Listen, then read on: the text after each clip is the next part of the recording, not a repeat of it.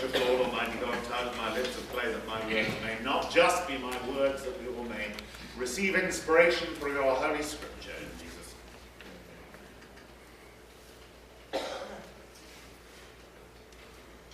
Holy Cross Day. Holy Cross Day is something very special to me.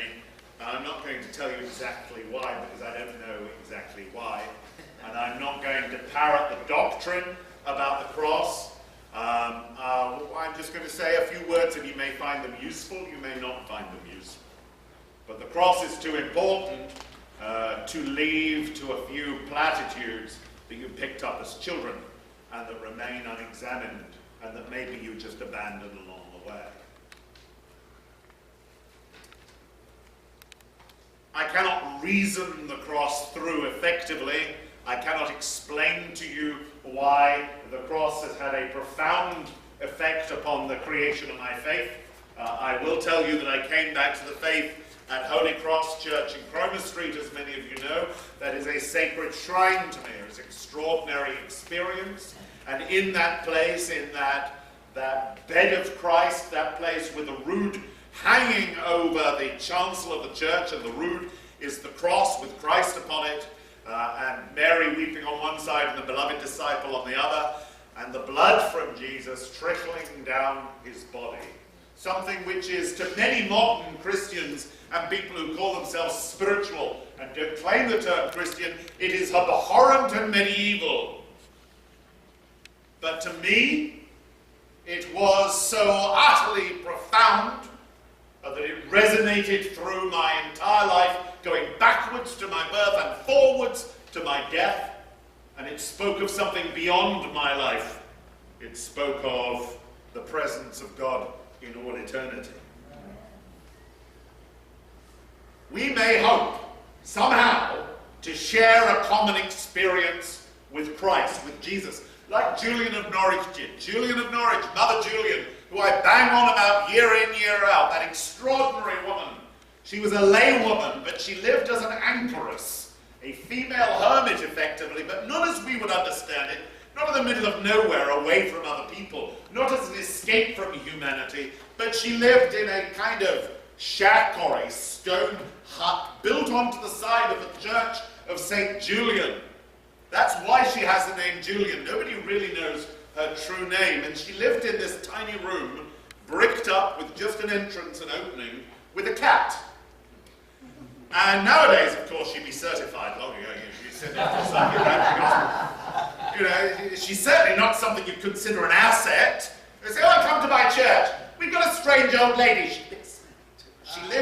She lives in a hut on the outside of the church. Well, back in the day, people had a different perspective to strangeness. And as I said last week, people came from all over. And she prayed. Her greatest prayer was that she may experience and join in and share in the sufferings of Christ. And she was made ill almost unto death, and she had this vision of Jesus.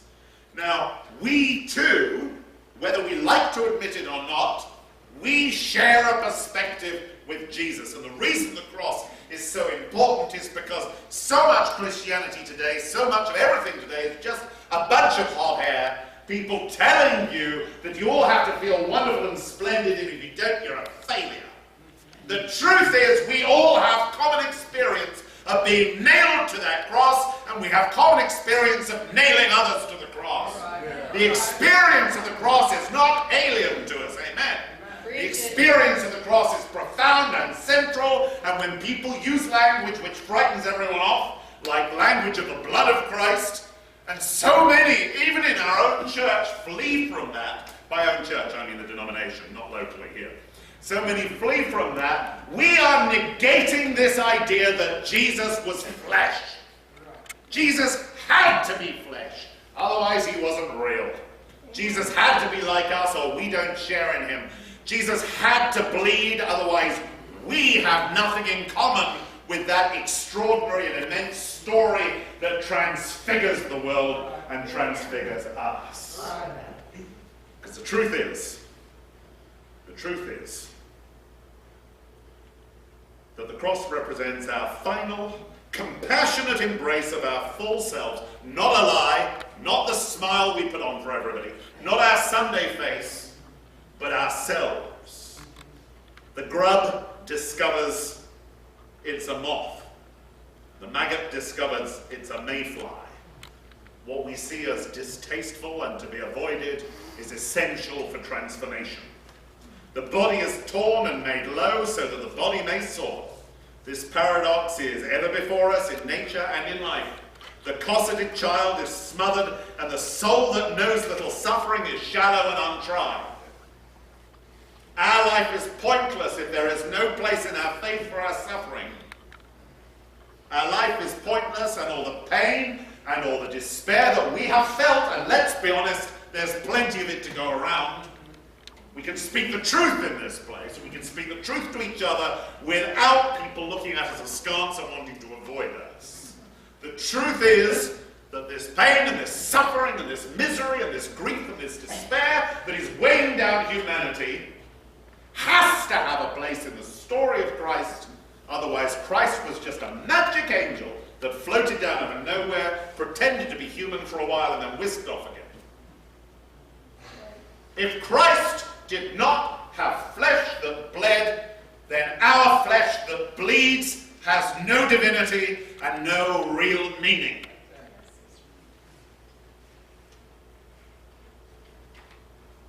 We, like Jesus, offer up all we may be to whatever there may be, and in all that we find the peace that passes all understanding when we are able to know what we are, to be able to offer that up.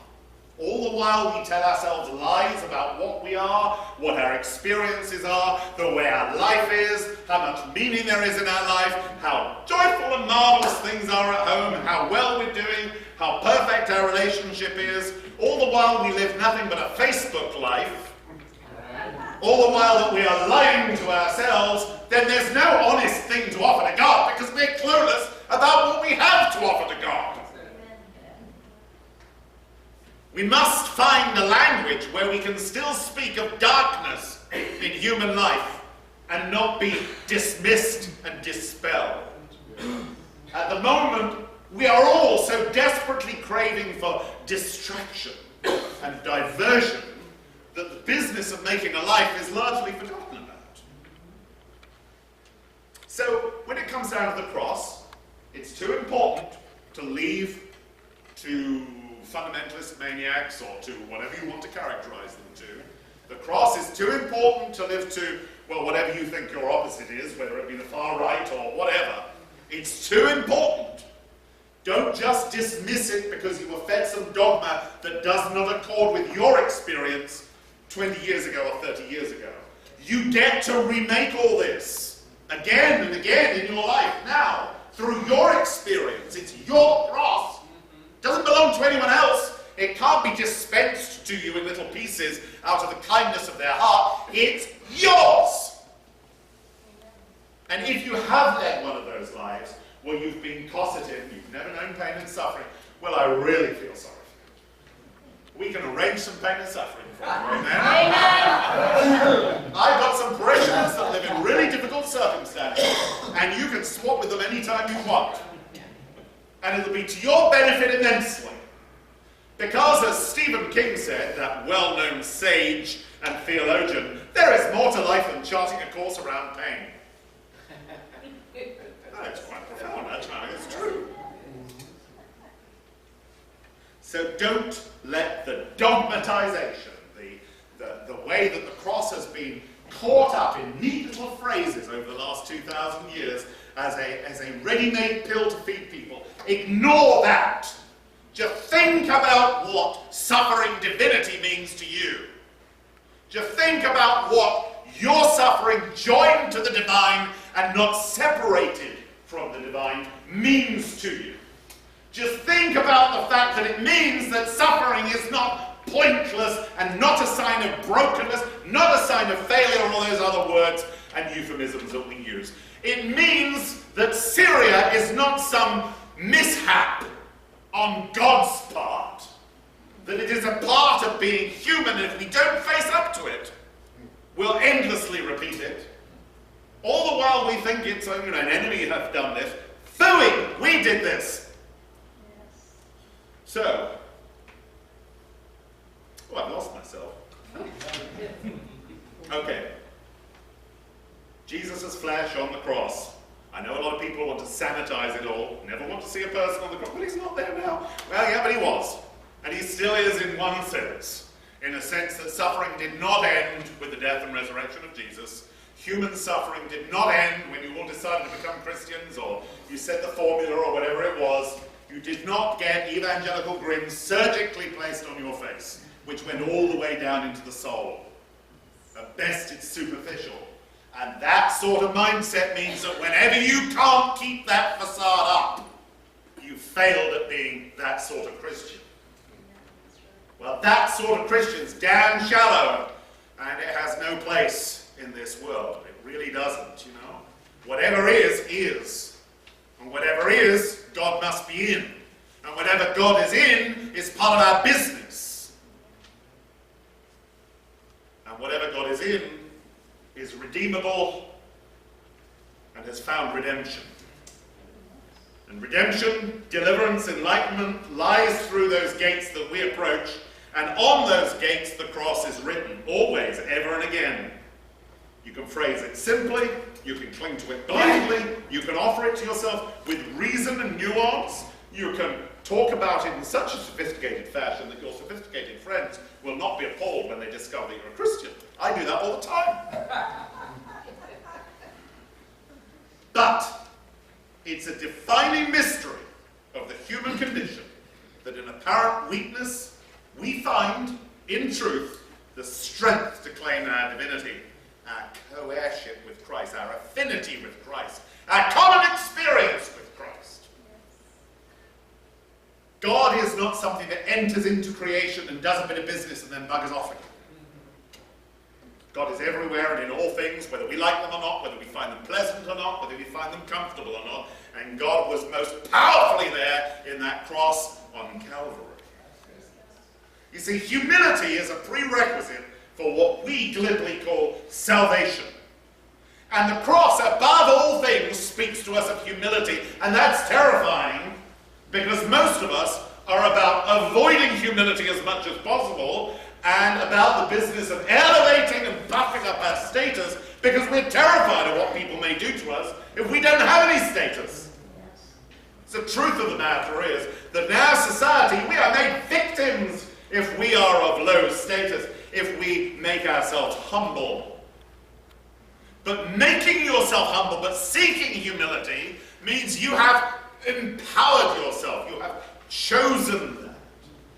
The fact that Jesus went to the cross is very different from screaming and shouting and blustering and complaining and trying to get his followers to fight for him and shedding the blood of others and erecting as many walls and circling the wagons and having a last-ditch stand eventually being plucked out and dragged off to Golgotha.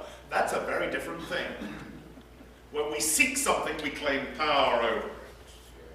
When we seek that thing, even though it be death, we claim power over death. We claim dominion over death. So in reality, humility is just an aspect of truth. Because we are part of a truly gigantic, titanic, breathtaking whole of creation. A whole that encompasses the septillion stars in the observable universe. That's 10 to the 24th. 24 zeros after it. And humanity in its streaming billions. And God most kindly, and to use one of Julian's words, behovely to us. Imprinting upon us God's love. Well, humanity is the only response to all this that's not a falsehood and a vanity. Humility is the only response to such a God and such a creation that leads to truth and self-knowledge. Humility is the only way to avoid a vanity that would distort and corrupt the rightful and blessed status of each and every one of us. So to finish, as the cross casts a shadow, it also breathes forth an illumination. It is monstrous and it is lovely. It is despairing and it's triumphant. It is the human condition, for better or for worse. We may thank God that it's for the better. Amen. Amen.